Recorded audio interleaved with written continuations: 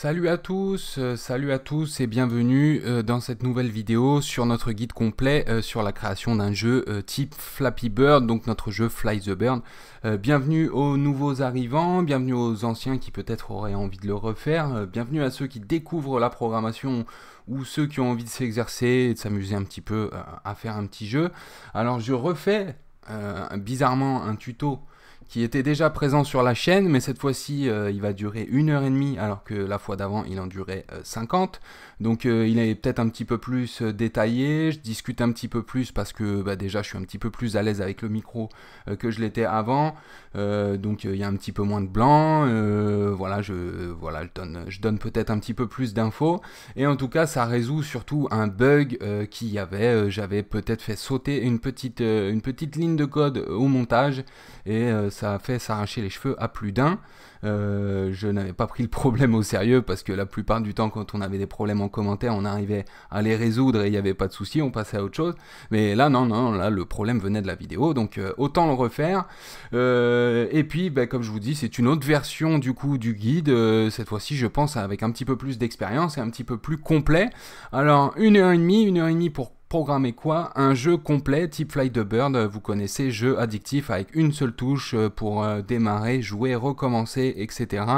Donc on a un jeu complet avec un menu démarrer. Si j'appuie sur espace, le jeu est parti. Donc on a une physique de l'oiseau, on a un comptage de score, ça y est, voilà, je suis excellent à ce jeu. Hein. On a une création aléatoire de pipe, là, de tuyaux, ok.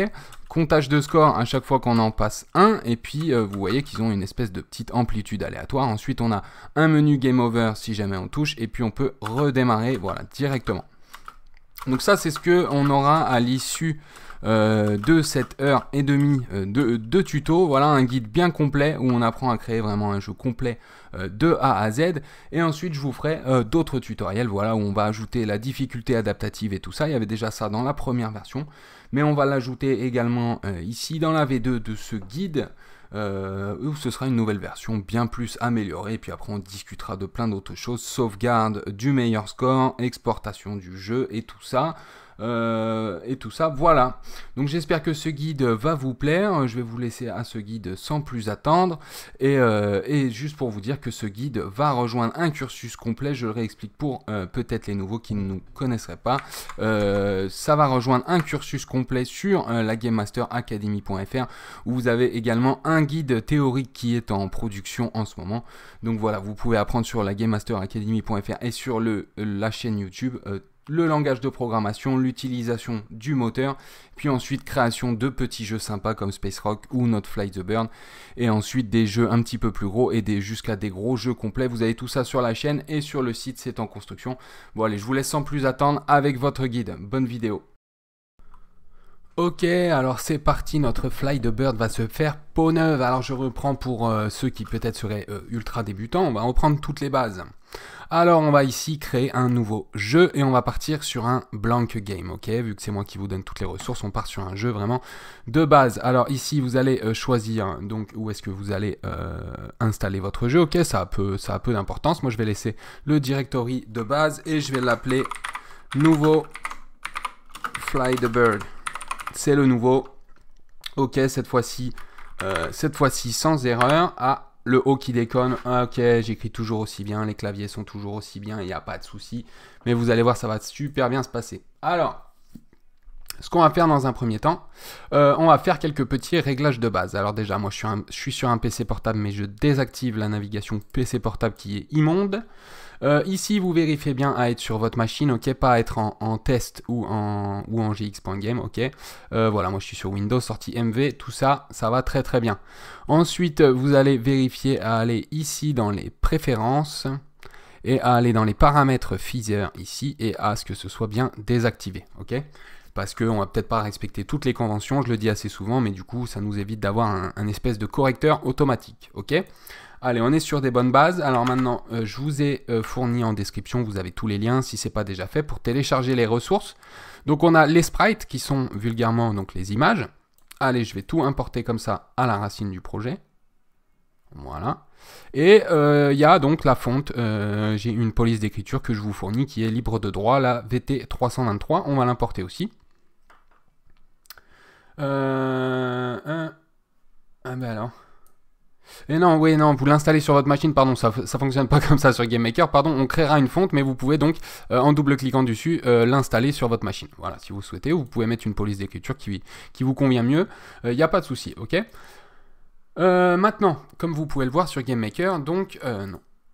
Hop. Comme vous pouvez le voir sur GameMaker, on a déjà donc quelques dossiers qui sont déjà pré-remplis, mais on ne va pas avoir besoin de tout ça. On n'a que le dossier pièce où il y a quelque chose qui nous intéresse, mais on va aller supprimer donc tous les autres dossiers. Est-ce que je laisse le dossier sprite? Non, je vais les renommer. On va mieux ranger tout ça. Donc en cliquant du droit, vous pouvez créer des groupes, donc en gros c'est des dossiers, ok. F2 pour renommer. Et donc je vais en avoir un pour le burn. Je vais prendre l'habitude de tout écrire en anglais, ok. Vous aurez, comme le plus souvent vous tomberez sur des tutos anglophones ou sur des projets anglophones, et bien comme ça, vous prendrez un petit peu plus l'habitude. Donc pour les tuyaux, c'est donc les pipes. Est-ce que je le... Ouais, je vais en créer un autre, background. Voilà, c'est juste histoire de mieux ranger tout ça. Pour vous présenter un petit peu aussi une fonctionnalité de GameMaker, vous pouvez cliquer du droit sur un dossier et vous pouvez lui redonner une couleur. Comme ça, sur des jeux des projets d'une un peu plus grande ampleur, vous vous y retrouvez un petit peu mieux, ok. Voilà. Voilà, donc là, j'ai tous mes pipes, tous les sprites de pipe. Si vous double-cliquez, on peut en avoir un petit détail pour l'instant, mais je vous expliquerai bien comment tout ceci fonctionne. Ici, on a la dirt, donc ça... La dirt, c'est la terre qui va passer devant le background. Ok, j'importe. Et le bird, hop, il est ici. Alors, vous pouvez déjà voir une des fonctionnalités de GameMaker, voilà, qui a été exécutée sans même qu'on s'en rende compte. Dans les dossiers du jeu, ici, je vous fournis le sprite de l'oiseau. Et il a donc toute son animation sur la même image. Donc, comme vous pouvez voir, il a une animation de 4 images. Et elles sont toutes sur la même image, ok. Et je l'ai renommé SPR comme sprite, bird, et j'ai rajouté strip 4. Et rien qu'en rajoutant strip 4, GameMaker comprend que c'est un strip, donc c'est un strip qu'il faut découper en plusieurs images, et en ayant mis le 4, il sait qu'il faut la découper en 4 images. Donc déjà, en ayant importé ça comme ça, tel quel dans GameMaker, vous voyez, j'ai mes 4 images ici qui ont été séparées, ok. Alors, je pourrais vous montrer, je vous le montre déjà, ok, vous aurez l'occasion de le revoir plein d'autres fois sur la chaîne, mais je vous montre juste au cas où. Je vais venir le renommer ici, tout simplement SPR Bird, ok, tout simplement. Et je vais venir, hop, pardon, l'importer. Et là, vous voyez, bah là par contre, j'ai qu'une seule image comme ça. Donc là, ce que je pourrais aller faire, je regarde, là, il est d'une hauteur de 16 et d'une taille de 64, donc 4 x 16. Mais si je vais faire modifier ici l'image, je vais aller dans Image, je vais convertir en image, au pluriel. Et là, il me demande des dimensions.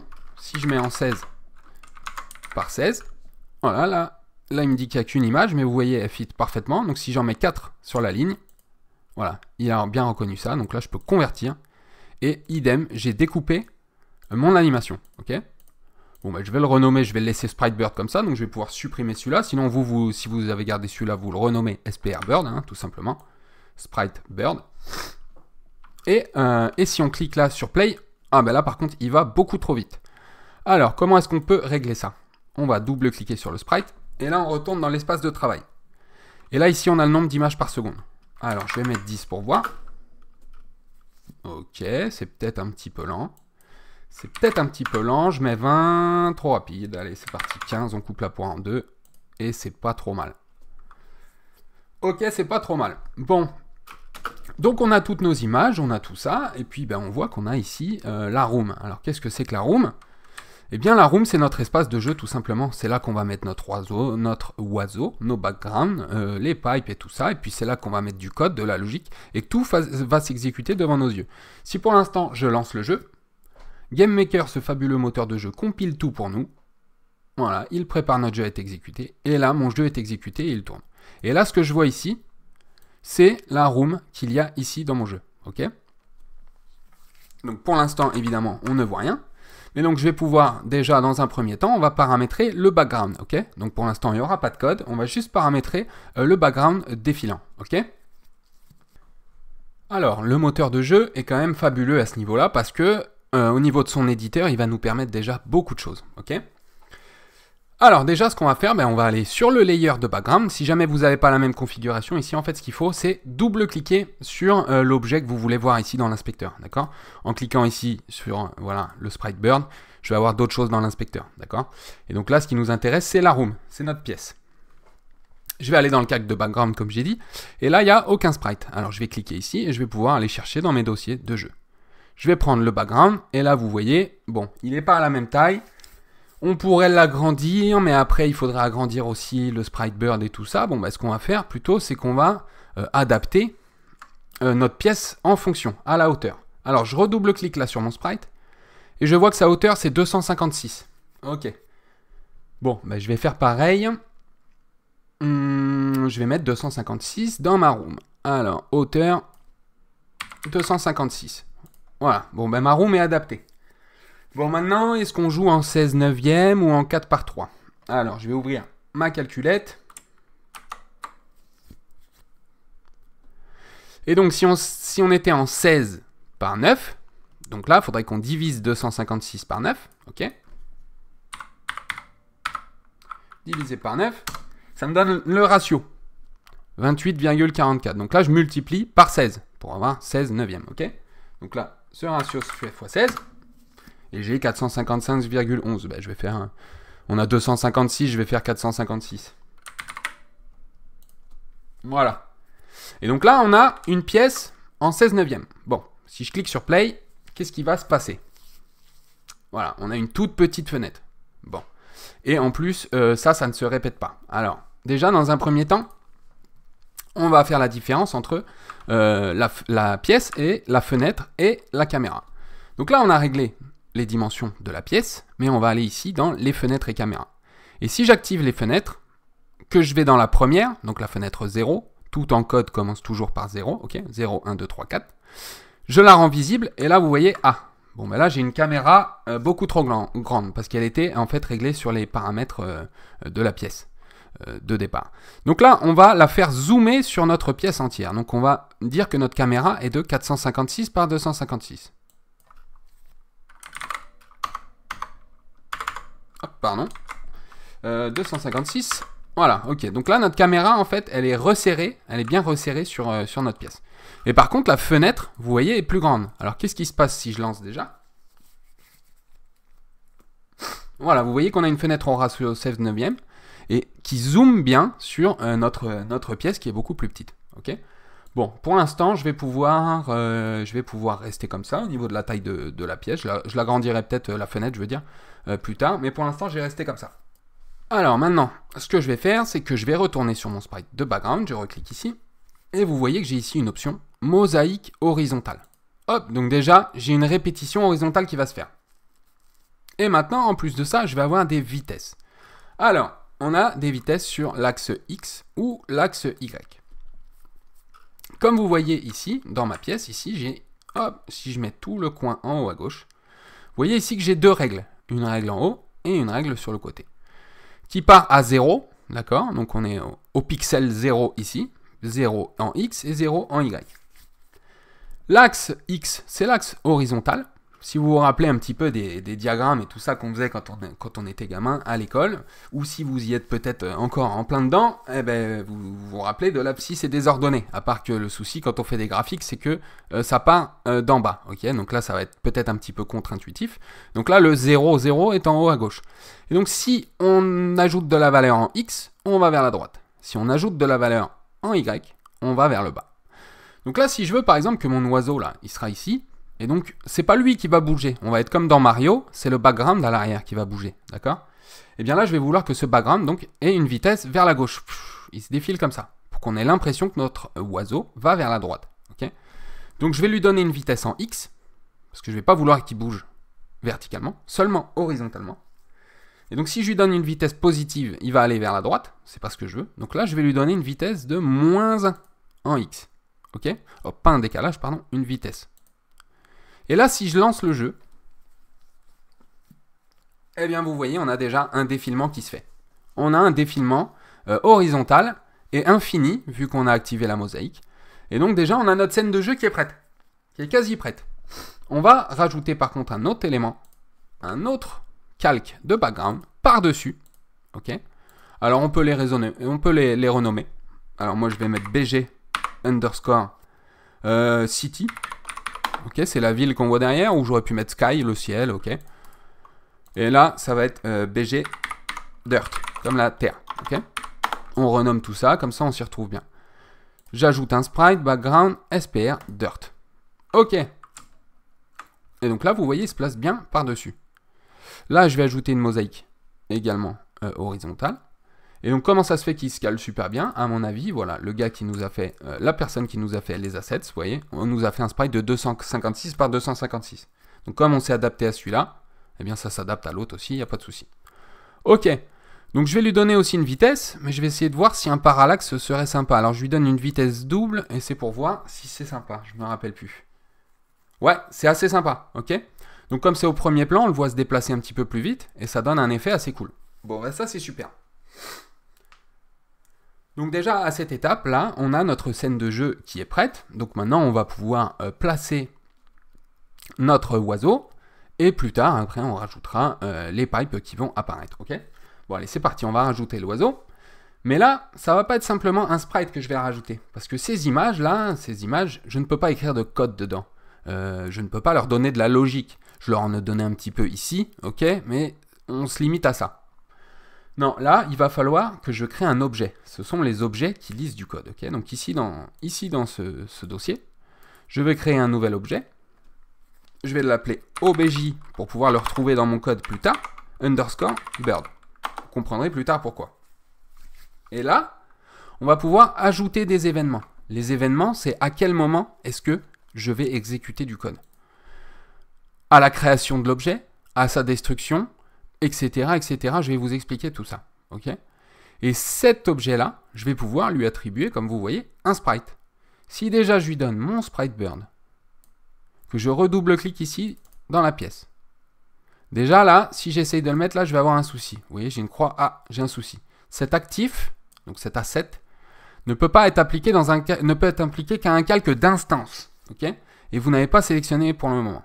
Hop, je fais annuler. Pourquoi je suis sur un calque de background, ok. Donc on ne peut pas mélanger les torchons et les serviettes ici. On va avoir plusieurs types de calques. Background, instance, comme il nous le demande, tileset, etc., etc. Je vous expliquerai tout ça en moment venu, ne vous inquiétez pas. Mais on a déjà un calque ici d'instance.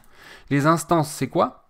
Eh bien, les instances, une instance d'un objet, c'est une itération de cet objet. Là, j'ai un objet, mais je peux avoir plusieurs instances de cet objet, ok.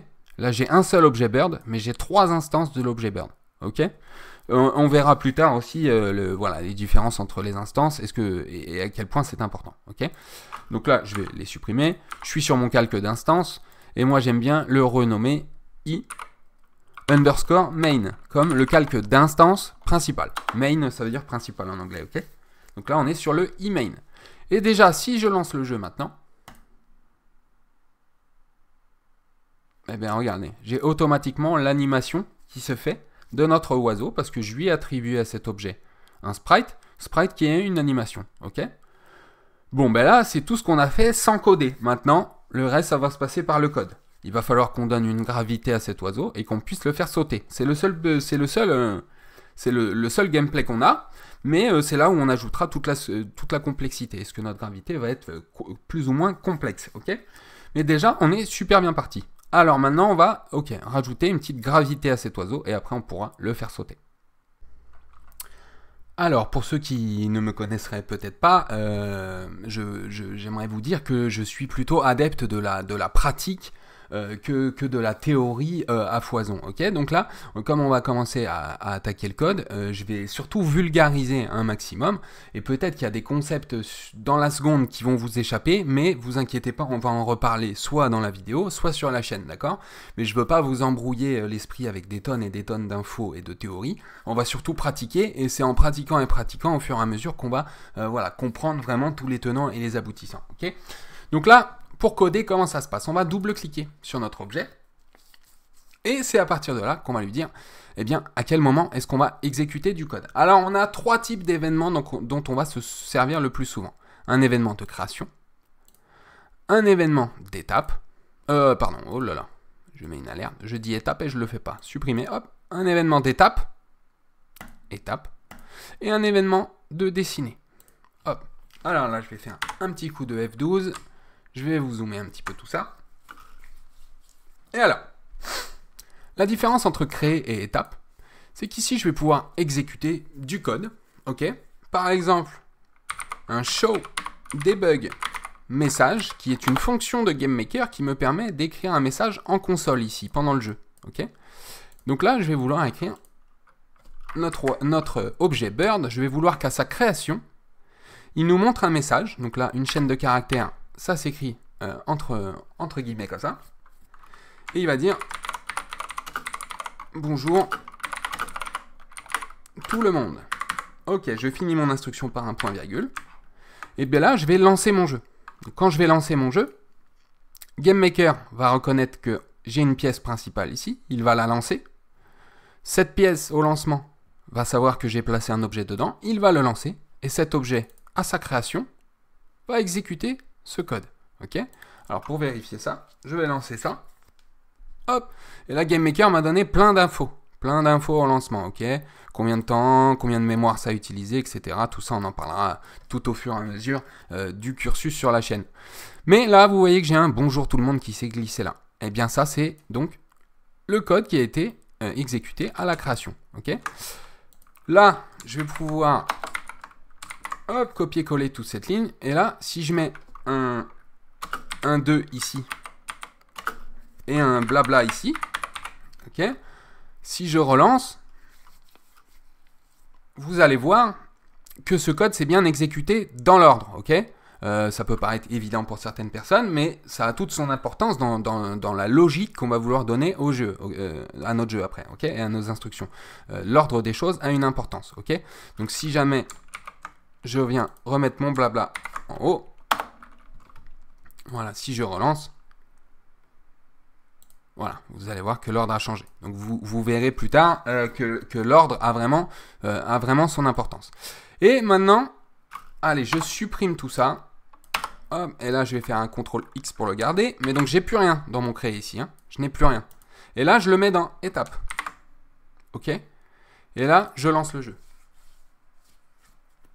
Oh, bah là, des bonjours tout le monde, j'en ai plein. Et là, regardez. Regardez à quelle vitesse cette console continue d'en générer. Et continue, et continue, et continue.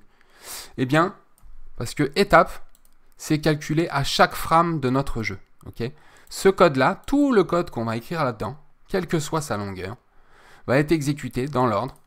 Il va prendre toutes les conditions, les boucles, les variables et toutes les choses que je vous expliquerai au fur et à mesure du cursus. Mais aujourd'hui, on ne rentrera pas dans le détail. Mais il va exécuter tout ça une fois par frame. Okay, toutes les frames. Pour dessiner, c'est pareil, à la différence que étape va faire appel au processeur, et ici on va faire toute la logique, et dans dessiner, on va faire tout ce qui est le côté graphique, okay, c'est là qu'on va faire appel à des dessins de sprites, à des animations, etc. Donc ici c'est carte graphique, mais c'est exécuter toutes les frames. Et ici c'est processeur, mais c'est exécuter toutes les frames, ok? Et ensuite on a plein d'autres événements, voilà, on a touche enfoncée, souris, etc. Donc là on en parlera aussi de tout ça. Mais déjà, si vous avez compris qu'à la création de notre objet bird, on va pouvoir lui donner du code qui va stocker en mémoire, et ensuite, dans étape, à chaque frame, on va calculer des déplacements, de la logique, des pertes de points de vie, que sais-je, tout ce qu'il peut y avoir dans un jeu, et à chaque frame, ici, on va dessiner ensuite toutes les nouvelles informations qu'on a traduites. Ok? Bon, bah déjà, si vous avez compris ça, vous avez la base, et puis ben, on va l'illustrer tout simplement en codant. En codant tout simplement, ok? Le dessiner, je vais peut-être pas en avoir besoin tout de suite, alors je vais le supprimer parce que sinon, on ne verra plus mon oiseau, ok? Alors, donc vous pensez bien à le supprimer tant qu'on n'en a pas besoin pour l'instant. Alors, déjà, dans créer, je pourrais créer une petite variable qui va être, par exemple, fall speed, comme vitesse de chute, et qui serait égale à 1. Ok? Donc là, à sa création, l'objet, il enregistre en lui, ok, j'ai quelque chose, je ne sais pas à quoi ça sert, mais j'ai quelque chose, ça s'appelle fall speed, et c'est égal à 1. Ok? Donc ça, c'est une variable qui ne connaît pas. C'est une variable bleue. Ok? Et là, il y a une variable qui connaît, par contre, si je vais dans étape, c'est y. Là, vous voyez, il y a pas mal de variables qui sont intégrées déjà à un objet. Et ça, y, c'est quoi? C'est sa position en y, où on l'a laissé ici. donc la position verticale. Donc là, notre burn, si je le mets bien à côté ici de la règle, vous voyez qu'il doit être à y égale 100. Ok? Donc si à chaque étape, là, je lui dis que y, c'est égal à y, donc ta position, mais tu vas lui rajouter en plus fall speed. Ok, je vais lancer le jeu. Hop, vous voyez, à chaque frame, en fait, il descend de 1 pixel. Au début, quand il est créé, il dit, hop, je connais ça, c'est égal à 1. Et bien là, je lui dis, à chaque étape, ta position en Y, tu lui rajoutes ce 1, cette fall speed. Ok? Bon, ben maintenant, on va créer une espèce de gravité qui va s'implémenter. Ok? Alors, là, on va commencer à parler un petit peu de logique. Alors.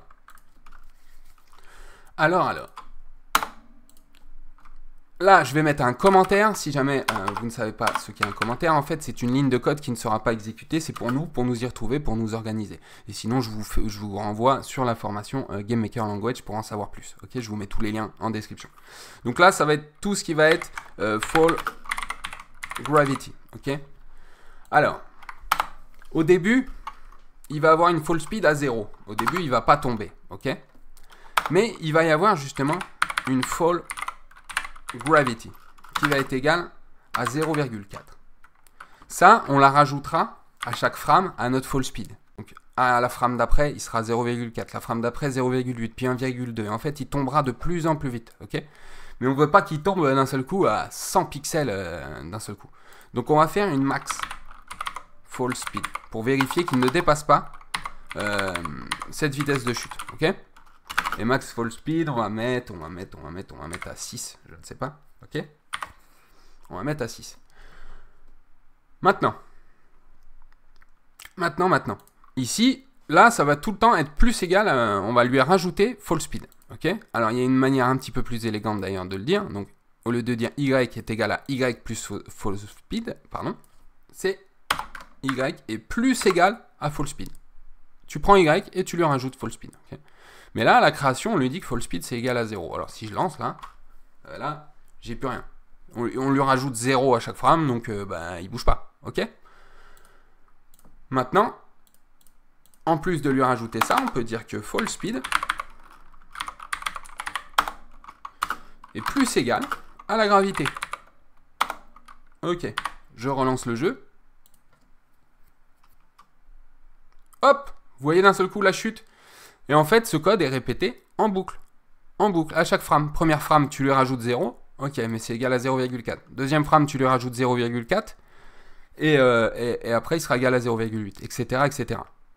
Maintenant, on va vérifier que ça ne dépasse pas tout ça. Mais avant, je vais vous illustrer tout ça avec le debugger. Alors, si je lance le debugger ici, voilà, je vais accéder ici à mon objet. Et vous voyez, j'ai une fall speed ici. Alors là, va peut-être falloir que, hop, je relance le jeu.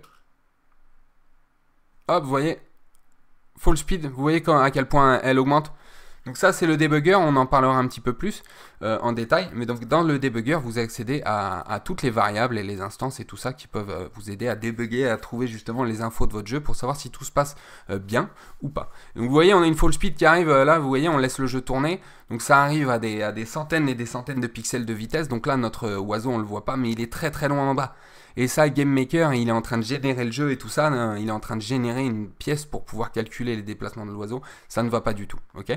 Donc on va déjà limiter la fall speed, et puis ensuite on va faire que pour l'instant, quand on meurt, c'est-à-dire quand on touche le sol ici, ça restarte le jeu, ok?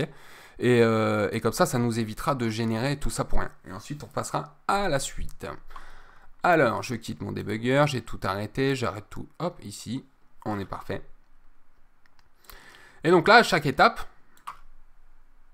allez, je vais remettre tout ça dans un autre ordre. C'est plus logique de faire dans cet ordre-là, mais je vais un petit peu simplifier et vulgariser les choses pour vous. Alors là, on va aussi mettre un petit commentaire et on va dire qu'ici, c'est tout ce qui concerne la gravity. Ok. Alors, dans un premier temps, hop, je vais même agrandir ça un petit peu. Voilà, on comprend que c'est le grand chapitre. Et là, on incrémente, c'est-à-dire on additionne, on incrémente la gravité. On incrémente la gravité. Ok. Maintenant, ici, comme c'est, on ajoute, on fait le mouvement finalement. On fait le mouvement. Mais ici, je veux qu'on vérifie, on limite la vitesse de chute, ok? On limite la vitesse de chute avant de l'ajouter à notre position en Y. Alors, comment est-ce que ça se fait? Tout ça, eh bien, avec une condition. On va dire si, et là, on met entre parenthèses notre condition. Et le code que je vais mettre après des crochets comme ceci, le code que je vais mettre là, il ne s'exécutera que si on a rempli une condition ici. Et bien là, on veut vérifier que fall speed est supérieur à ce qu'on a mis ici, max fall speed. Donc si fall speed est supérieur à max fall speed, alors on remet fall speed à max fall speed. On ne veut pas que ça dépasse le maximum. Donc à chaque frame, si tu dépasses, on te remet au maximum. Okay, et tu ne le dépasseras pas. Maintenant, si je relance, hop, bon. On ne voit pas ici, on le voit très peu, mais déjà il est un peu moins accéléré. Mais si j'envoie le debugger, voilà, je vais aller voir mon oiseau. Hop, il est toujours à 6 de fall speed. Ok, ça bouge pas. Bon, c'est le maximum où on peut tomber. Maintenant, ce qui serait sympa, avant de faire le contact avec le sol, bah, ce serait qu'en appuyant sur la touche espace, hop, on lui fait aller sa gravité dans l'autre sens. On va lui donner une petite impulsion, un petit saut, ok? Bah, ça va être tout simple. Vous allez voir, tout simple. Hop. Je vais arranger un petit peu tout ça. Je refais un petit coup de F12. Je retourne dans mon espace de travail. Hop, voilà. Et là, on a la gravité. Et tout avant, hop, je vais mettre ici les inputs. Ah, petit souci, flèche gauche aussi. Les inputs. Alors, on va ajouter dans une variable que je vais appeler input jump, qui va être égale à keyboard, c'est une fonction de GameMaker, keyboard check pressed. Est-ce qu'on a touché à cette étape-là, à cette frame précisément? Est-ce qu'on va toucher à une touche du clavier? Et si jamais on y touche, input jump sera égal à true, sera égal à 1. Si on n'y touche pas, ce sera égal à 0. Quelle touche on veut vérifier? Ça va être space. Alors, VK, comme virtual keyboard, underscore, space. Donc, si j'appuie sur la touche espace, input jump, c'est égal à 1. Et si j'appuie pas, c'est égal à 0. Et on pourra s'en servir tout simplement en faisant un if, et entre parenthèses, mettre notre input jump. Donc, si on appuie sur la touche saut, eh bien là, on va pouvoir mettre la logique de notre jeu. Ok? Alors, je vais le faire comme ça. Hop, je vais dire faire un saut. Ou touche saut, ou voilà.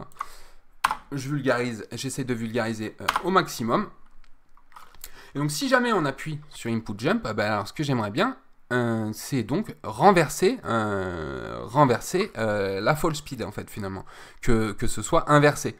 Parce que là, en ajoutant de la valeur à Y, on tombe donc. On va de 0, hop, jusqu'à la plus grande valeur. On tombe. Ben donc là, je veux que ce soit négatif finalement. Si notre vitesse est négative, ben on va remonter. Alors, on va lui donner donc une jump speed. For gravity. Et là, je vais mettre un jump. On range tout comme ça bien. Jump. Et on va dire jump speed. Et ça va être égal, je vais essayer un 6 aussi, on va voir. De toute façon, on peaufinera ces petites valeurs quand on va équilibrer la difficulté de notre jeu quand il y aura les tuyaux et tout ça. Mais pour l'instant, c'est pour voir juste la logique, ok? Donc jump speed, voilà, on a dit 6, mais il faut que ce soit inversé, il faut que ce soit moins 6 si on veut aller vers le haut, ok? Donc dans étape maintenant, si j'appuie sur input jump, eh ben, tout simplement, on va dire que fall speed, vu que notre Y ici, il fait toujours le mouvement, ok? Il fait le mouvement, il lui rajoute la fall speed, mais là, notre fall speed, elle va être négative, donc elle va être égale à jump speed. Et je sais de moins en moins écrire, ça m'inquiète. Ok. Donc là, je vais relancer le jeu. Et si j'appuie sur espace, hop, eh ben, je trouve ça même assez sympa. Donc notre fall speed, elle devient négative. Mais on continue quand même ensuite à lui rajouter de la gravité, ok? Donc la logique repart, ok, tout de suite. Alors ce que je pense, c'est que je vais lui donner même plus de vitesse, plus de saut. Je veux que le saut soit très ample pour que ce soit assez dur à gérer pour passer dans des interstices assez fins, ok? Je veux qu'on ait quand même un jeu relativement complexe.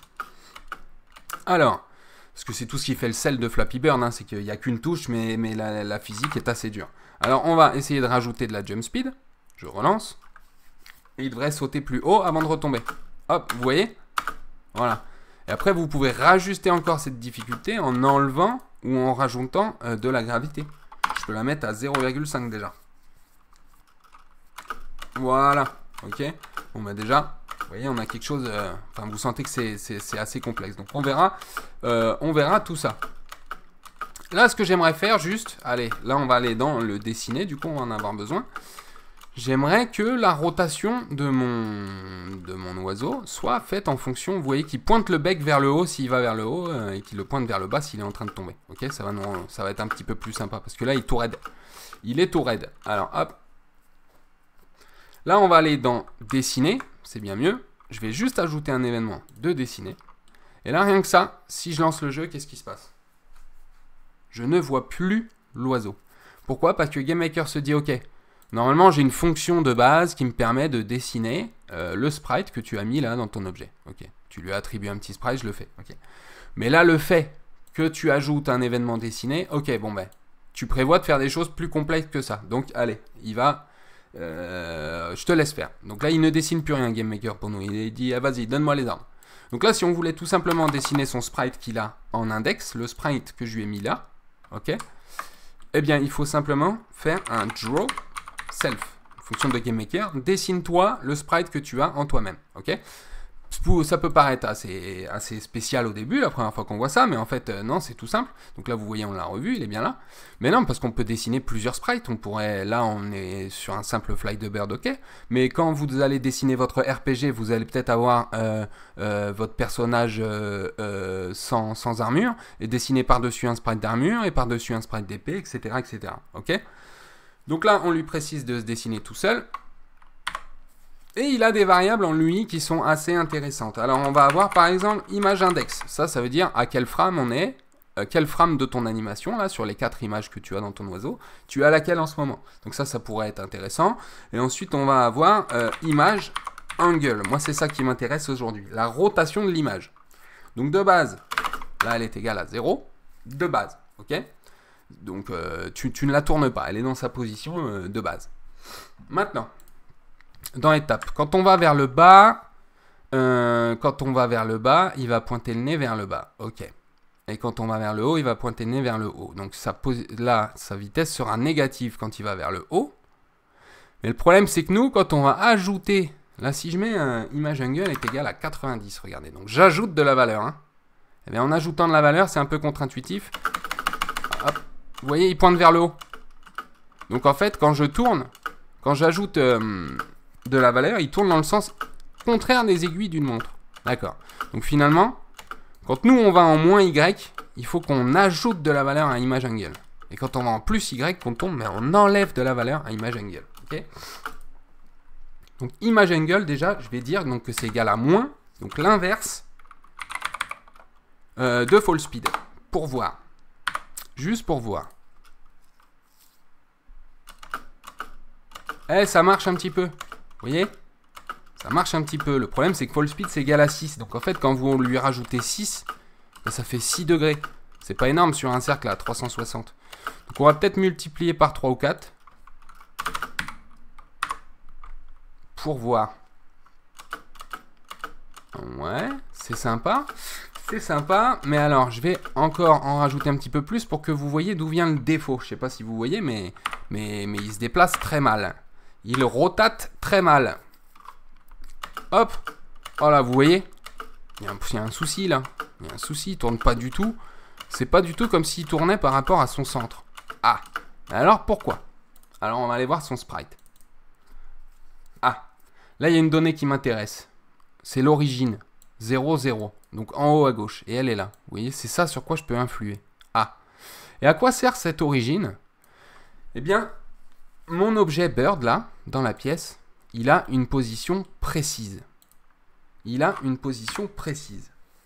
Si je le mets là, je zoome bien. Vous voyez, il est en 100 par 110, je ne sais quoi. Enfin, je ne sais pas d'ailleurs, parce que finalement, cette image, enfin, on ne peut pas dire elle est précisément là, non, parce qu'elle est là, elle est là, elle est là, elle est là. Mais mon objet, lui, il a une position pile poil en Y. Il est par exemple à 100 en X et 100 en Y. Ah, mais comment faire ça, à savoir, alors que l'image ne fait pas qu'un seul pixel? Eh bien, ça, c'est l'origine. L'origine, elle nous sert à nous dire, mon oiseau, ça c'est son image, mais mon oiseau, l'objet, il est là. Ok? Il est là. Et donc, si je fais tourner l'image, je le fais tourner par rapport à l'origine de mon objet. Donc, imaginez vouloir faire tourner cette image à la main. Là. Vous l'imprimez, vous la posez sur un bureau et vous voulez la faire tourner sur elle-même. Mais vous plantez un compas sur l'origine. L'image, elle va tourner autour de ce point d'origine, ok? Alors que si on la met là, et que là, on s'imagine planter un compas là, eh bien, l'oiseau va tourner sur lui-même là, par contre. On va vérifier ça tout simplement comme ceci. Ah, c'est beaucoup plus propre. C'est beaucoup plus propre, et puis, bah, ça me va en plus. C'est peut-être beaucoup. C'est peut-être beaucoup. Je ne sais pas ce que vous en pensez, donc là, à vous de voir après dans les réglages. Donc, on retourne dans l'espace de travail, objet burn. Donc à vous de voir, au plus on va augmenter ce nombre-là, je peux même mettre 10, au plus on va l'augmenter, au plus l'angle, vous voyez, va être énorme. Donc moi, hop, je trouve ça un petit peu trop. Mais ça pourrait être sympa plus tard parce que notre collision va être en pixel perfect. Donc ça va être sympa de pouvoir passer au-dessus. Par contre, ce qu'il y a, c'est que pour moi, il retombe trop vite. Il retombe trop vite. Alors je vais enlever et je vais remettre à 6, ça m'allait bien. Et par contre, dans... Hop, Fall Gravity, je remets à 4. À 0,4. Ok? Hop.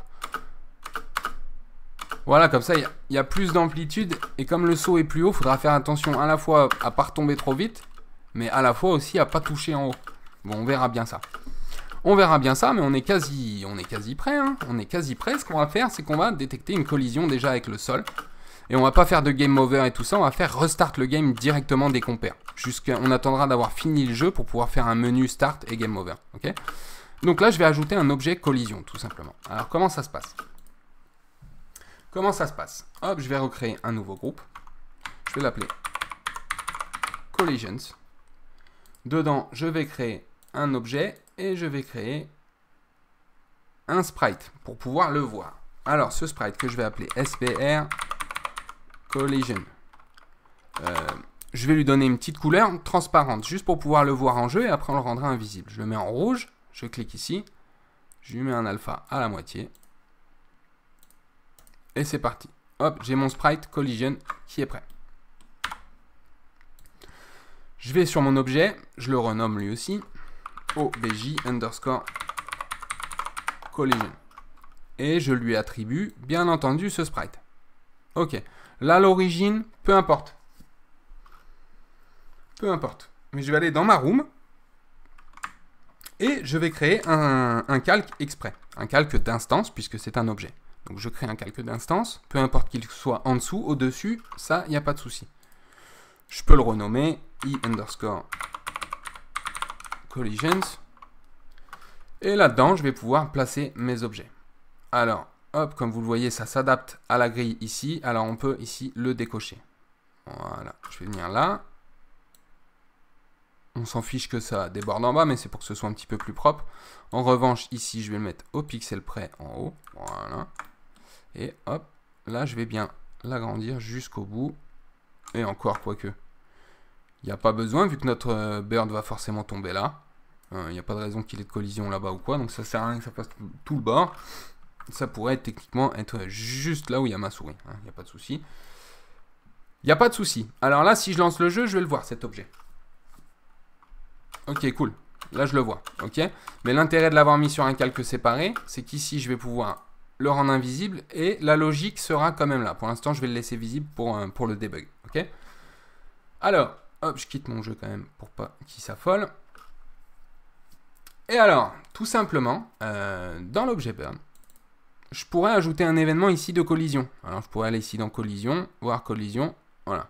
Et là, le code ici serait exécuté simplement en cas de collision avec un objet collision. Ok. Mais moi, je vais vous montrer par le code comment on fait parce que c'est une simple ligne. Une simple ligne. Ok. Je supprime l'événement. Je vais dans étape. Et on va mettre ici.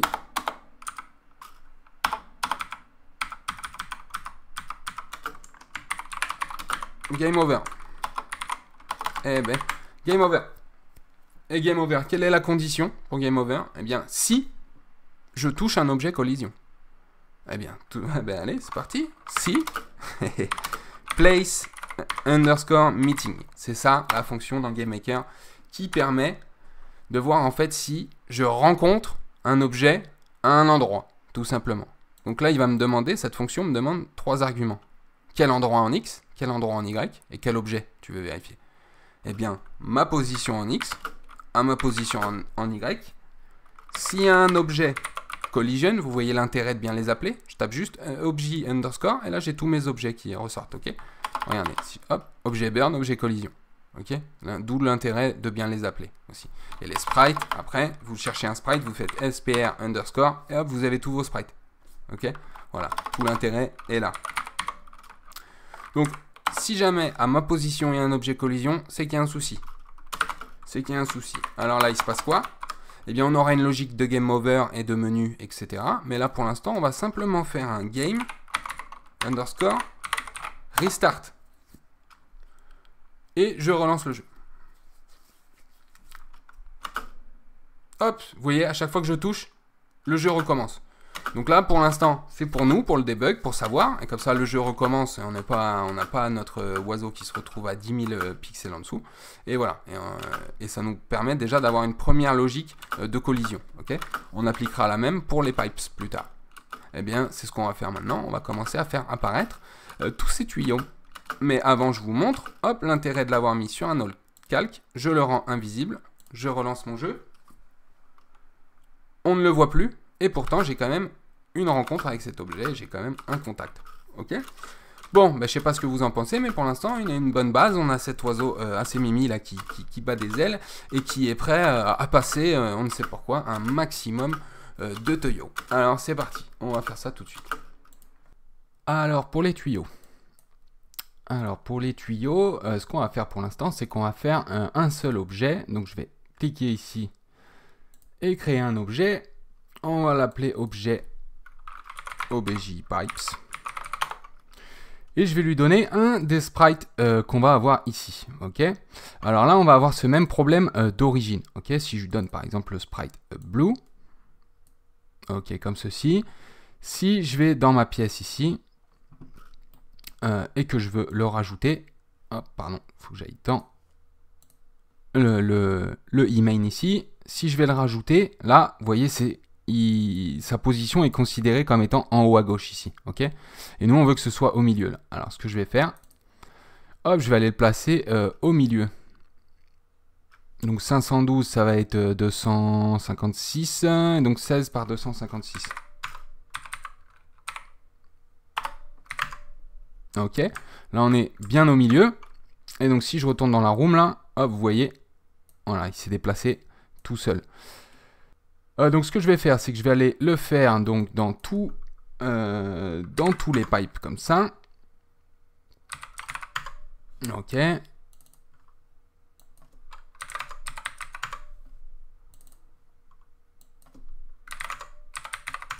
Ok.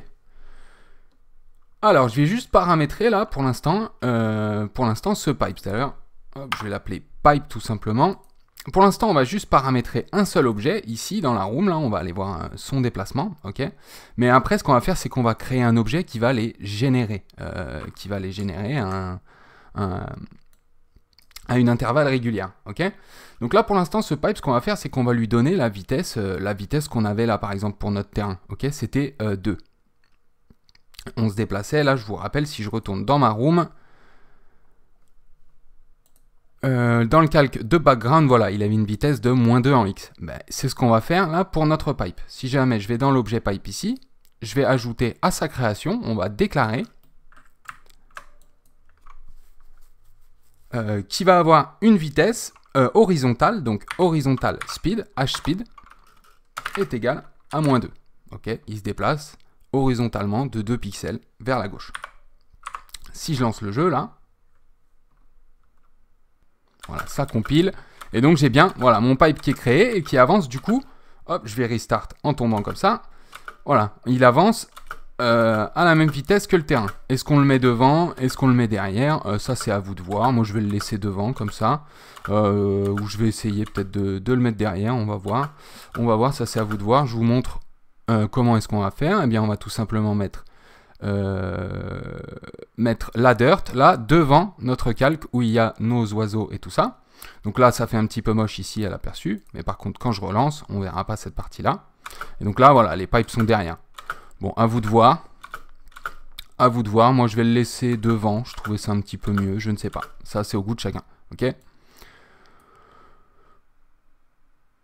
Voilà, donc là on a un pipe, on peut d'ailleurs avoir un aperçu, là j'ai l'impression qu'on a un petit peu trop d'amplitude du coup. Dans le saut, ouais, c'est tout juste pour passer, hein. Ça peut faire un jeu assez compliqué, à voir ça aussi. À voir. Et donc comment est-ce qu'on va faire pour calculer la collision ici avec nos pipes, ok. On va dire que si on a une collision soit avec le sol, soit avec le pipe, on va redémarrer le jeu pour l'instant, au lieu d'avoir un game over. Donc je vais aller dans mon objet burn. Et à étape ici, si on avait une rencontre avec un objet collision, eh bien on peut mettre une deuxième condition ici, dans ce if, dans ceci. Donc s'il y a une collision avec un objet collision, ou qu'il y a une collision, donc là c'est la même fonction, à mes positions, avec un objet pipe. Ok. Donc là, qu'on ait collision avec soit cet objet, c'est perdu. Enfin, on recommence le jeu pour l'instant. Et on va aller bien vérifier nos collisions ici. On va aller dans masque de collision. Voilà, le problème c'est que par défaut, GameMaker, vous voyez tout ce qui est grisé ici, il fait automatiquement un rectangle. C'est ce qui est le moins lourd au niveau de la mémoire pour calculer les collisions. Ok. Mais nous là, on va vouloir, même si c'est un petit peu plus lourd au niveau de la mémoire, mais on aura quand même un jeu très léger. Ok. On va être en précis. C'est-à-dire que là, on ne le voit pas, mais si je cache le masque de collision, vous voyez, seulement ce qui est grisé, c'est vraiment au pixel près, donc notre pipe. Donc ici, au centre, ce ne sera pas considéré comme une collision. D'accord? Donc si je retourne voir tous les autres, voilà, il faut bien aussi, sur tous, le mettre en précis.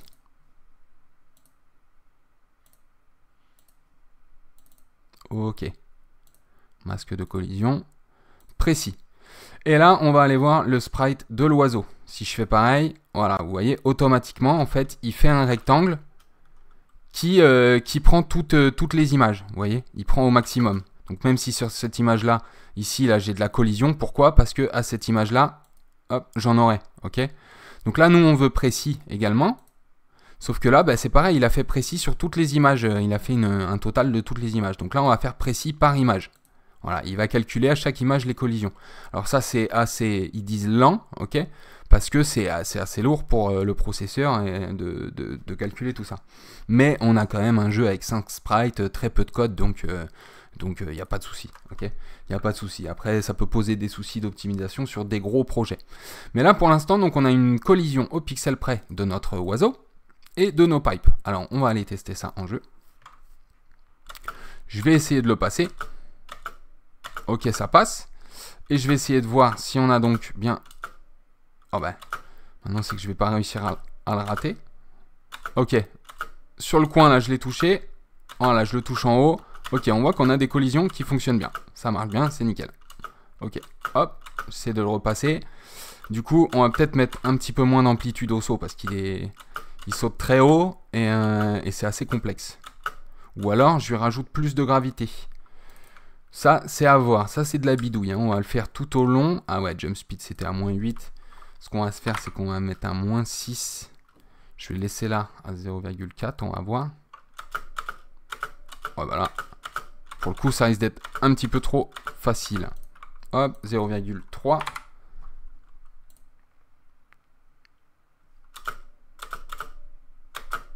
Ouais, là ça peut être assez sympa.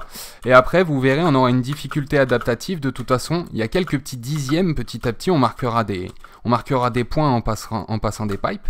Et à chaque tuyau qu'on va passer, il y aura quelques petits dixièmes qui vont venir se rajouter par-ci, par-là. Et ça rendra notre jeu au plus difficile au fur et à mesure qu'on avance. Ok, bon ben là on a un pipe qui est créé, c'est super. Mais par contre, je vais créer un objet. Et je vais l'appeler objet pipe generator. Parce qu'il va falloir créer des objets comme ça à intervalles réguliers. Ok ? Alors pour créer des objets à intervalles réguliers, ça va être très simple. On a quelque chose dans GameMaker qui s'appelle les alarmes. Les alertes en français, ils les appellent comme ça. Mais dans le code, ça va être les alarmes. Donc on peut en déclarer 12 au total, et donc qui commence par l'index 0.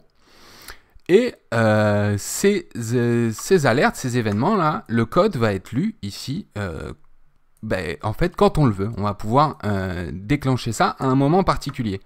Là, par exemple, à la création de l'objet pipe generator, je vais aller le mettre dans ma room, je peux aller le mettre n'importe où parce qu'il n'aura pas de sprite, lui, il sera invisible. Donc, en général, ces objets-là, on les met en haut à gauche. Il n'aura pas de sprite, lui, mais il va quand même s'il est invisible, exécuter du code. Et à sa création, il va déclarer que l'alarme à l'index 0, donc ce bout de code-là, ça va être égal à 1 seconde, par exemple. Et donc, au bout d'1 seconde, on lira ce code. Et la seconde, c'est quoi? Dans GameMaker, c'est room speed. Room speed, là, ça va être égal à 60, parce que par défaut, GameMaker est réglé sur 60 images par seconde. Donc, là, je déclare que alarme 0 est égal à 60. À chaque frame, on fera descendre de 1 ce compteur, et dès que ce sera rendu à 0, boum, tu lis le code 0. Donc là, on a créé un compteur, en fait, d'1 seconde. Donc là, on va avoir du code, et à la fin, si je redis que cette alarme 0, elle est de nouveau égale à 1 seconde, et bien là, en fait, on a une alarme qui, à la création, sera lue 1 seconde après, et ensuite se répétera toutes les secondes. D'accord? Qu'est-ce qu'on va faire dans cette fonction? On va tout simplement créer un pipe avec instance create. Et là, on peut soit créer à une profondeur, soit créer à un layer. Alors, layer, en fait, c'est tout simplement les calques ici. Donc, on va avoir à mettre dans cette fonction, hop, je vous le montre, GameMaker nous dit toujours dans une fonction, quels sont les arguments qu'on doit mettre. Si je me remets ici, vous voyez, c'est x, y, layer, id, or name, et l'objet. Donc, on va créer un objet à une position x et y sur un calque, et on va bien préciser l'objet qu'on veut créer. Alors, les positions en X et en Y. Eh bien, on veut créer tout au bout de la pièce, en fait, en X. Et même plus après. Alors, je vais calculer ça comme ça. Je vais créer une variable locale. Si jamais vous ne savez pas ce qu'est une variable locale et tout ça, je vous conseille d'aller voir la formation théorique. Mais là, comme je vous ai dit, on survole tout ça. Je vais créer une variable XX, où dedans, je vais stocker ma position en X. Et une variable YY. Alors, Y, c'est simple. Ça va être room height, la hauteur de la pièce, divisé par 2. Voilà, je veux que l'origine de mon objet, ce soit au milieu de la pièce, dans un premier temps. Ok. Maintenant, XX, donc j'ai dit, je veux que ce soit room width, la taille de la pièce, et je voudrais qu'on rajoute la taille de l'objet, en plus. On pourrait rajouter que la moitié, vu qu'il va apparaître à la moitié de son sprite, mais on va rajouter toute la taille de l'objet. Donc c'est plus sprite get width. On va avoir la largeur d'un sprite. On va prendre SPR pipe blue, vu qu'ils ont tous la même largeur, peu importe. Donc notre objet va être créé à la largeur de la pièce, tout à droite, plus la taille de son sprite. Au moins on ne le verra pas dépasser à la moitié. Vous voyez ce que je veux dire? Et comme ça, ça lui laisse un petit temps. Donc, on a la position en X, la position en Y, c'est parfait. Et donc notre objet, on va le créer en XX, YY.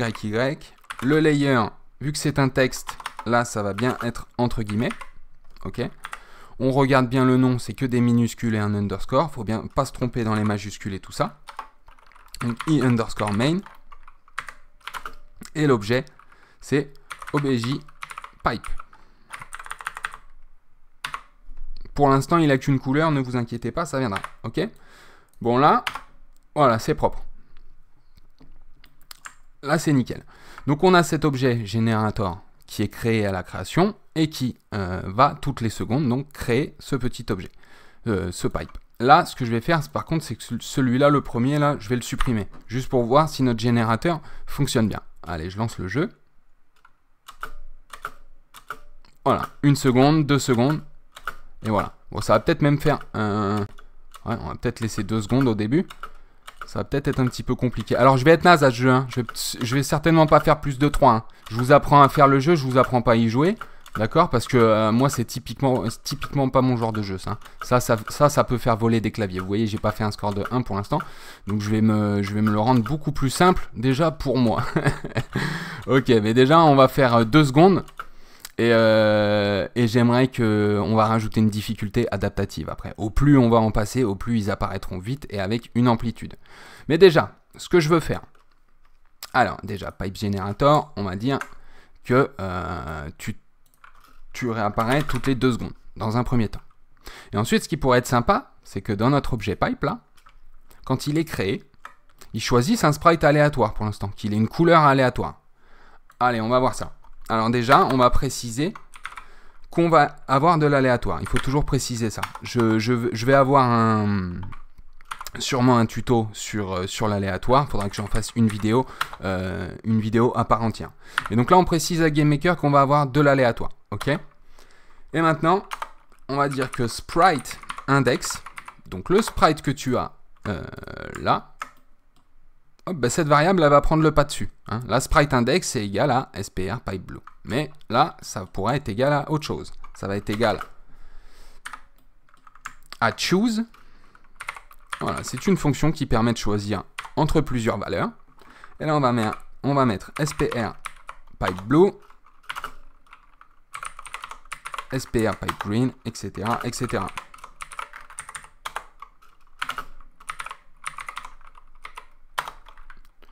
Voilà, j'ai mes 4 sprites.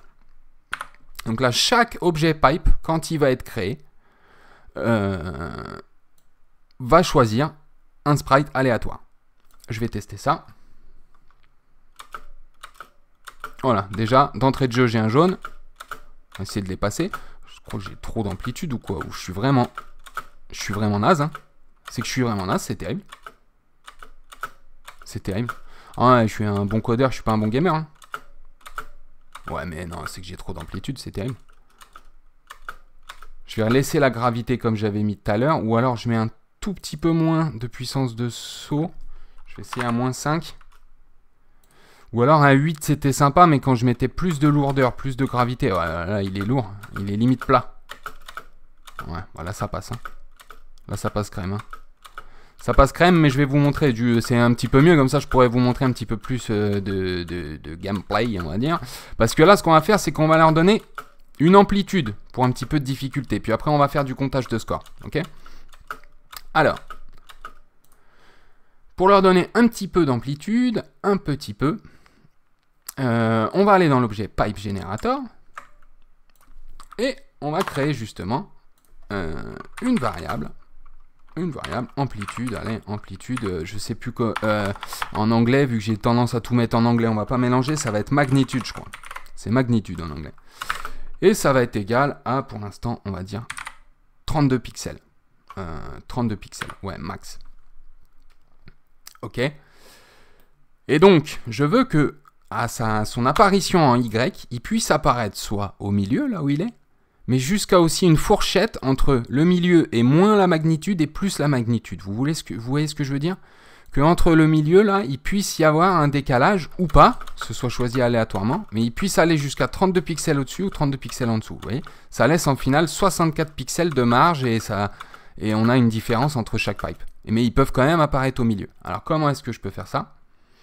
Eh bien, on a la moitié de la pièce, plus, là on va avoir random range, donc un nombre aléatoire compris entre moins magnitude et plus magnitude, donc magnitude. Je ne sais pas si vous me suivez. Donc là, on a le milieu de la pièce plus un nombre aléatoire compris entre moins 32 et plus 32. Pourquoi est-ce que je l'ai mis dans magnitude? Parce que si on veut changer ça, on n'a plus qu'à changer cette valeur. Et elle changera quand on aura une difficulté adaptative. Au plus on aura du score, au plus la magnitude sera élevée. Jusqu'à ce que le jeu soit injouable. Et voilà. Et là, vous voyez déjà celui-là, il est bien plus bas. Voilà, plus bas. L'autre est plus haut. Et déjà, vous voyez, bon, c'est pas très... Voilà, il n'y a pas encore trop d'amplitude, donc ça reste encore pas trop dur. Mais après, au plus ça va aller, au plus on aura d'amplitude. Tiens, j'ai les 2 pixels, là, il y a un petit souci. Au plus ça va aller, au plus on aura d'amplitude, et au plus ils vont apparaître à un timing resserré. Ok. Bon, ce qu'on va faire maintenant, c'est qu'on va corriger ces 2 petits pixels sur le rouge, là. Hop, ça c'est un défaut qu'il y avait déjà depuis le premier tuto, mais je le laisse, ça nous permet d'aller voir un petit peu. Vous voyez là, hop, on a 2 pixels qui vont nous faire une fausse collision ici. J'avais fait ça quand j'avais découpé les sprites. Donc il faut aller ici dans modifier l'image.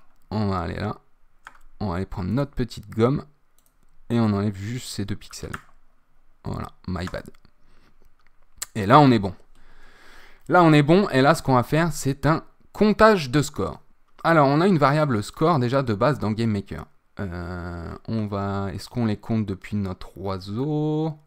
Ouais, allez. On va les compter depuis l'oiseau. On a une variable score. Vous voyez, si j'écris score là, ça va apparaître en vert. Et de base, il est égal à 0. De base dans GameMaker. Mais on la redéclare ici. Et pour l'instant, on va aller la dessiner, cette valeur. Mais là, on ne va pas dessiner sur la pièce, on va dessiner l'interface graphique, on va dessiner sur l'écran. Okay, on ne va pas dessiner dans la room, mais sur la fenêtre. Donc on va ajouter un événement de dessiner l'interface graphique. Là, je vous avais fourni une police d'écriture, donc si vous l'avez installée sur votre machine, ou sinon vous pouvez en ajouter n'importe quelle autre, je vais vous montrer comment on fait. On va créer ici une police d'écriture. Vous l'appelez, là on va l'appeler FNT underscore score. Voilà, le 8 qui déconne. Et ici, vous pouvez aller chercher celle qui vous intéresse. Donc moi, je vous ai fourni, il me semble, la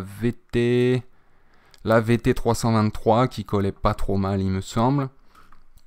Et là, par contre, on va pouvoir mettre un bon 72, hein, je pense. On va voir ça pour l'instant. Je vais aller dans l'objet Burn, à dessiner l'interface graphique. Alors, je vais créer des petites variables pareilles, XX et Y. J'aime bien faire ça. Pour savoir les positions auxquelles on va dessiner notre score. Donc là, ça va être la moitié de la pièce, mais cette fois-ci, c'est la moitié de l'écran. Alors, ça va être display get GUI width. Donc là, on chope la taille de la fenêtre et on la divise par 2. Donc là, on a la moitié de l'écran.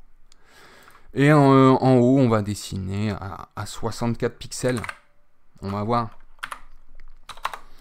Là, on va dessiner du texte. Donc, on va dire draw set. Déjà, on a quelques petits paramètres à faire. Alors, vous voyez, on peut définir la couleur, c'est ce qu'on va faire, la fonte, et aussi l'alignement horizontal et vertical. Donc, H-aligne, FA center. On centre le texte. On va le centrer verticalement aussi. Draw set V-align. Mais là, ça va être FA middle. Là, on va dire draw cette fonte, ok, et là on va chercher notre FNT, donc l'avantage aussi de mettre des noms assez explicites, ok. FNT score, draw cette color de base, elle est en blanc, mais il faut quand même, c'est une bonne pratique de la redéfinir, et on va voir si ça colle, et voilà, et voilà. Et voilà, on n'a plus qu'à appeler notre fonction drawText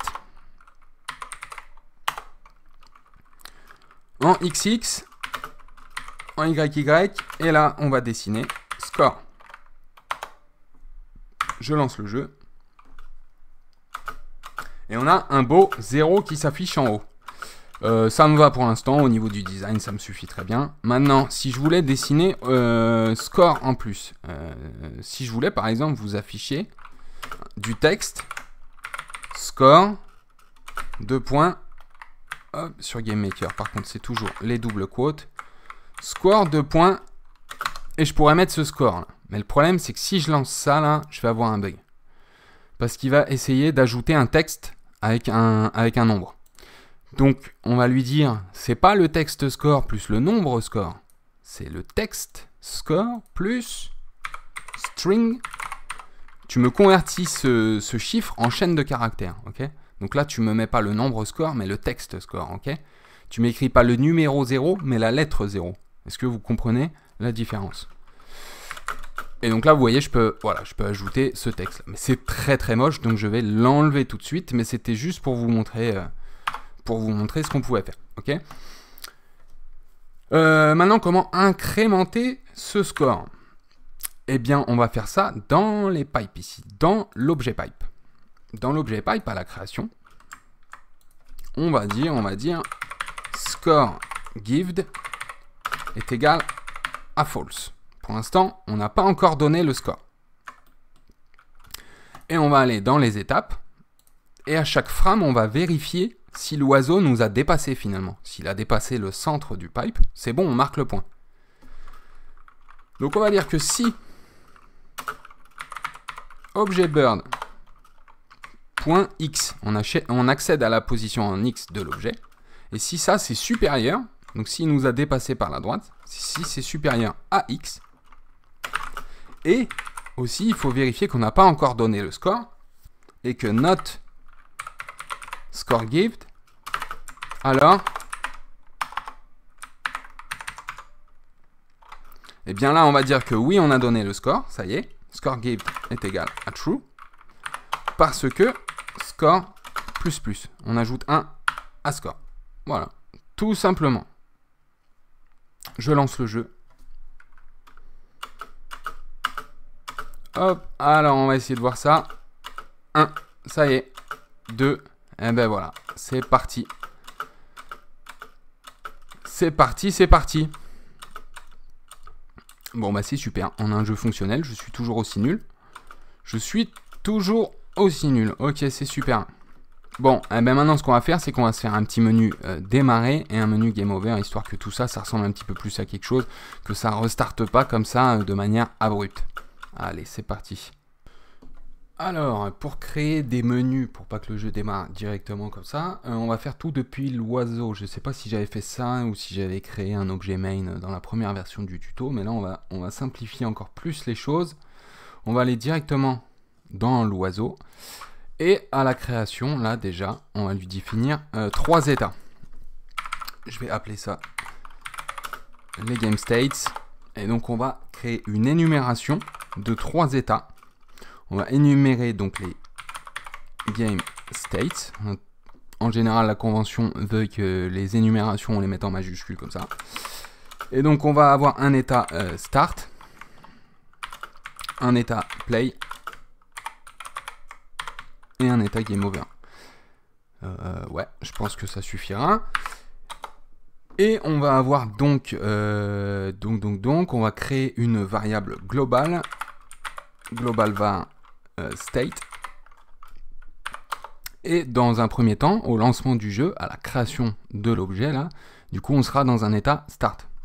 Donc state est égal, et si je commence à écrire start comme ça, vous voyez que l'énumération me le propose. Ou sinon, si vous vous rappelez plus des noms des game states, ou quand vous avez des énumérations assez longues, vous écrivez votre énumération suivi d'un point, et là ça vous propose voilà toute votre énumération. Donc nous on est dans l'état start au démarrage, et donc on va rajouter des petites conditions. On va se servir donc de cette petite machine à état là, et en fonction de quel état on est, start, play ou game over, on va avoir certains comportements. Donc déjà, tout ce comportement là, tout ça là, je vais pouvoir l'indenter comme ça. Parce que tout ça, c'est à la condition qu'on soit dans l'état play. Hop, donc on va le mettre ici, on va mettre if state égal. Si je commence à écrire play, voilà, ça me propose game state. Donc si jamais on est en état de jeu play, alors oui, là, tu peux sauter, il y a une incrémentation de la gravité, etc., etc. Game over ici. Si jamais on avait du coup un contact avec objet collision ou objet pipe, et bien là, on va changer d'état. State est égal à game over. Maintenant, à la création, on a dit on est dans l'état start. Là, on a pour l'état play et on va en game over.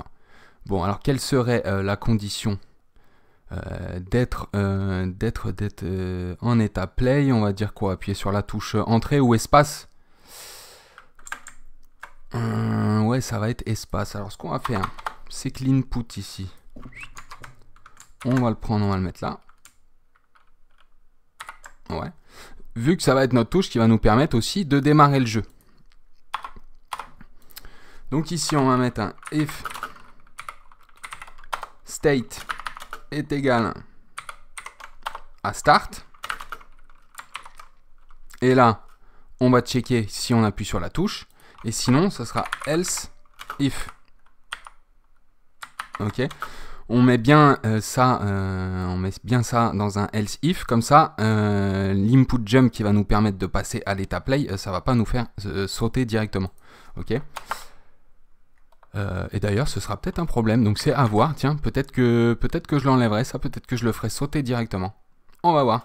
Donc si jamais on est dans cet état start, on va dire que si input jump, alors state est égal à play. Alors, là, je pense qu'on est pas mal. J'ai dû oublier une indentation quelque part par là. Ah, c'est là-haut. Ok. Là, ça devrait être bon. Là, ça devrait être bon. Et ce qu'on va faire, par contre, on va aller dans notre pipe generator ici. Il va quand même relancer son alerte 0 pour l'instant toutes les secondes. À la création, il va déclencher son alerte, mais par contre, juste la création de l'objet. La création de l'objet ici, ça va être si l'état est égal à play.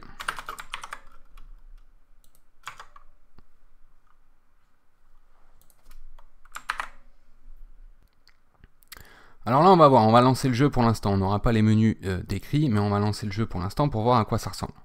Alors, déjà, vous voyez, j'ai l'oiseau qui est bloqué. Si j'appuie sur espace, voilà, il tombe directement. Donc ouais, ça va être un souci, on va le faire sauter en fait.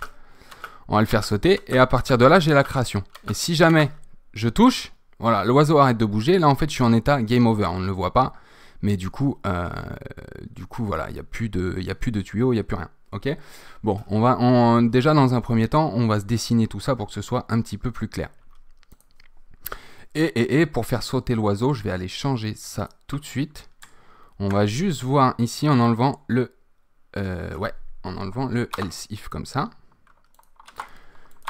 Et ça change tout parce qu'en fait, du coup, il va passer à l'état play. Hop, et là, cette condition du coup sera vraie.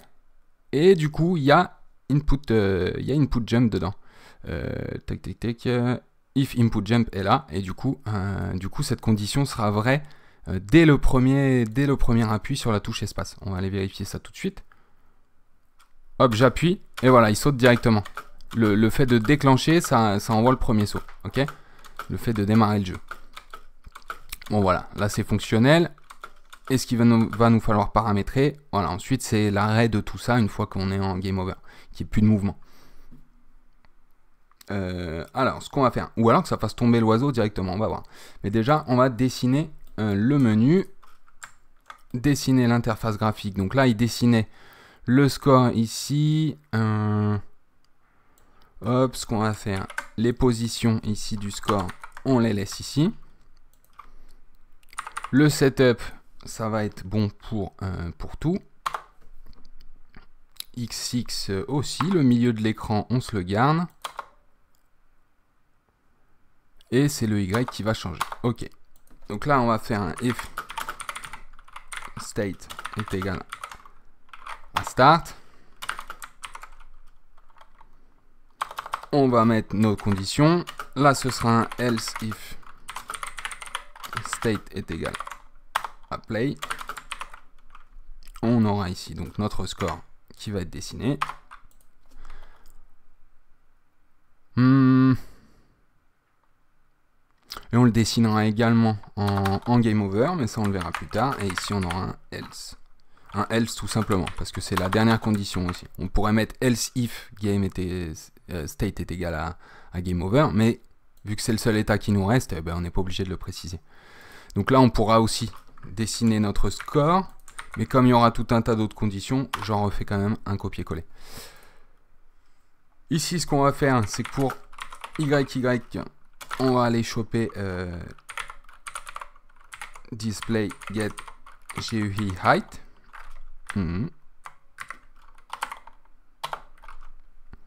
Et on va le diviser par 2 aussi, comme ça on a la moitié de l'écran. Et là je vais dessiner un texte tout simple, juste pour vous montrer, le plus simple. Je vais donner une variable texte. Ça va être égal au nom du jeu. On va mettre fly de burn. Pour sauter une ligne, je vais mettre un anti/n comme ça. Il me semble que ça marche dans GameMaker, on va le vérifier tout de suite. Et là, je vais mettre appuyer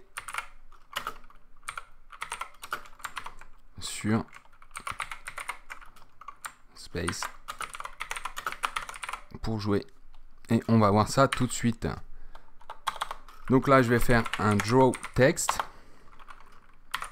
Le milieu horizontal, le milieu vertical. Je vais dessiner ma variable texte. Et on va voir déjà dans un premier temps si ça marche.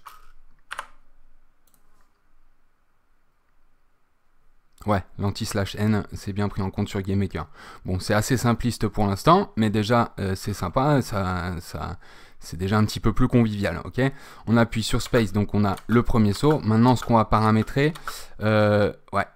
Alors, ce que je vais faire, c'est que les pipes continuent. On va quand même continuer même à les générer pour pas que ça se stoppe, que ça fasse bizarre. Mais ce qu'on va faire, c'est qu'on va faire, on va faire tomber l'oiseau, tout simplement. On va faire tomber l'oiseau. Tac, tac, tac. Alors, je vais réfléchir à la logique. On va quand même continuer à incrémenter la gravité et tout ça. Mais l'input jump, finalement, ce sera que si state... Il n'y a que ça, finalement. Qui sera si state est égal à play. Donc là, c'est si state est égal à play. Or, state... Oh, pardon. State est égal à game over. Ça va aller jusqu'ici, voilà. Et le fait de pouvoir sauter ou de déclencher le game over, là c'est... Ouais,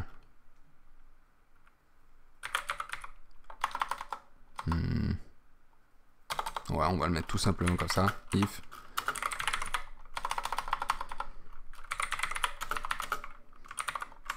Voilà, comme ça c'est plus propre. Là c'est simplement, c'est si c'est play, et là c'est simplement... c'est si c'est play ou aussi game over, ok? Là on continue à incrémenter la gravité, mais les inputs et le passage à un autre état, ça c'est seulement en état play. Alors on va voir déjà tout ça. J'appuie.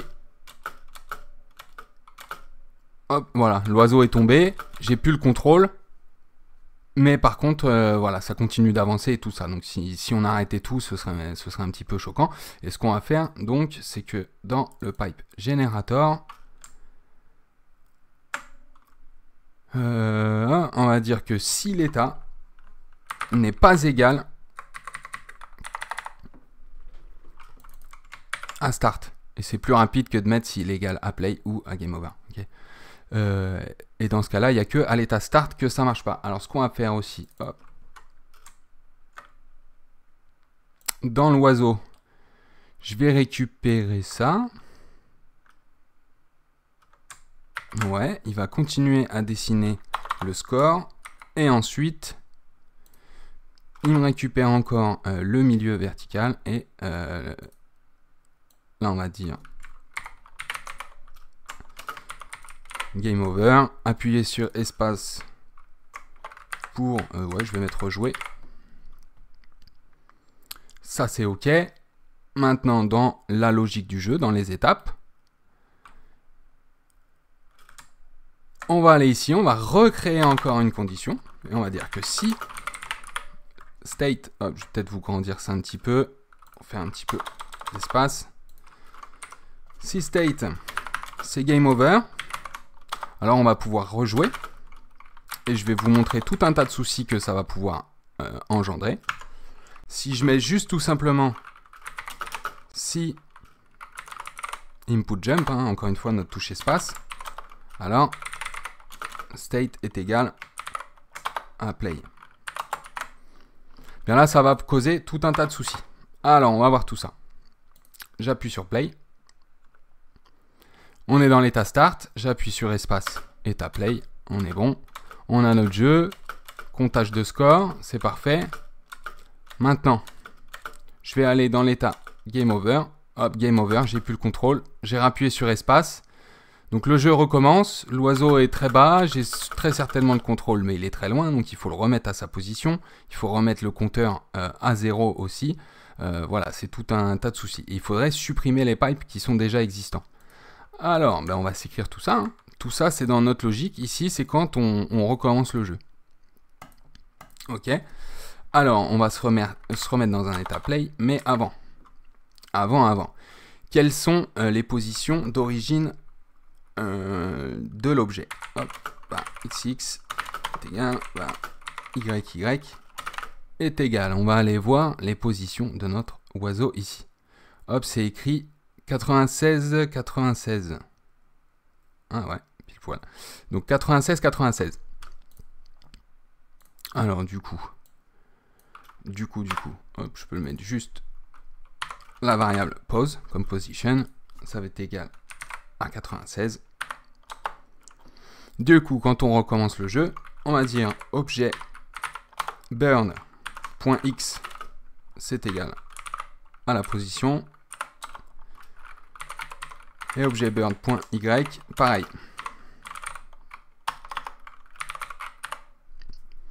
Ça, c'est la première chose. Maintenant,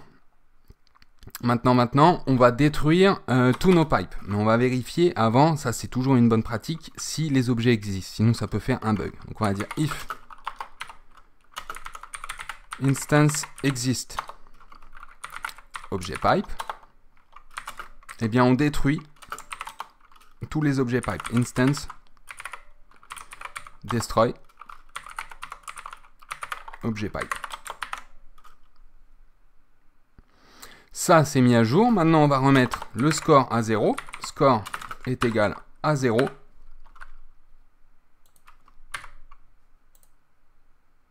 Et est-ce qu'on oublie quelque chose? Oui, je sais que j'oublie quelque chose. C'est d'ailleurs la chose qui nous avait fait bugger dans la première version. C'est pour ça que je le refais. Mais aujourd'hui, je vais le refaire et ça ne sera pas coupé au montage. Alors, hop, on va faire 2-3 points. Voilà. Là, je vais toucher et voilà. Ouais, le souci, c'est que direct, on est en chute libre directement. Donc ça, c'est le souci qui vous avait fait bugger. Bah allez, j'arrête le tuto ici et merci, au revoir. Non, pas du tout. Ouais, ça avait certainement été coupé au montage. Donc là, il faut absolument rappuyer plein de fois sur espace en fait. Et ben c'est qu'en fait, on remet pas à 0 la vitesse de chute également. Quand on recommence là, la vitesse de chute, cette variable n'est pas remise à 0. Donc il faudrait même qu'on fasse un saut finalement. Donc quand on faisait un saut fall speed, c'était égal à jump speed. Et bien là également, avant de redémarrer le jeu, on fait pareil. Tu le remets à sa position. Et puis d'ailleurs, je suis dans l'objet. Pourquoi je précise objet burn? Ça c'était l'habitude d'avoir un objet main. Donc là, hop, on peut faire ça tout simplement. Et on peut dire que fall speed c'est égal à jump speed. Et comme ça, dès le redémarrage, il va sauter. On va voir ça. Je vais quand même faire un point. Je vais me prendre l'autre. J'appuie pour redémarrer et voilà, il saute directement. Bon, ça redémarre directement. On pourrait redémarrer sur un nouveau menu démarrer pour pas recommencer tout de suite. Mais ça, c'est le genre de jeu assez addictif. On n'a qu'une touche pour jouer et puis il faut redémarrer tout de suite. C'est voilà, c'est des genres de jeux qui s'arrêtent pas. Quand on arrête, c'est pour de bon. Et là, voilà, qu'une touche, on redémarre tout de suite. Et voilà. Bon, ouais, je pense que ça va être tout pour ce tuto. Il va être assez long, mais déjà on a un jeu assez complet. Voilà, on a tout ce qu'il faut. Collision, on peut jouer. On a le menu démarrer, comptage de score. Ah, si, là on a un comptage de score. Voilà, on va régler ce petit bug là tout de suite. Comptage de score en game over. Pas du tout. On va aller dans l'objet pipe. Et là, ça donnait du score. Ça donnait du score, et on va vérifier aussi encore une troisième condition, et que state est égal à play. Voilà, et là normalement on devrait plus avoir ce souci, je revérifie quand même, et je pense qu'on va être bon. Pour ce tuto, je ferai comme j'avais fait pour la première version, je ferai un tuto sur la difficulté adaptative. Mais là, je vais l'améliorer un petit peu plus. On va prendre un petit peu plus le temps de faire bien les choses. Tiens, j'appuie trop sur la touche, du coup, j'ai redémarré directement. J'ai pas pu voir le bug. Hop, voilà. Là, on n'a plus de comptage de score. Même celui sur lequel on a touché, il n'y a plus le comptage de score. J'appuie sur espace et c'est reparti directement. Voilà. Et contact avec le sol. Pareil, game over. L'oiseau tombe. Et c'est bon, ben, le jeu est fonctionnel.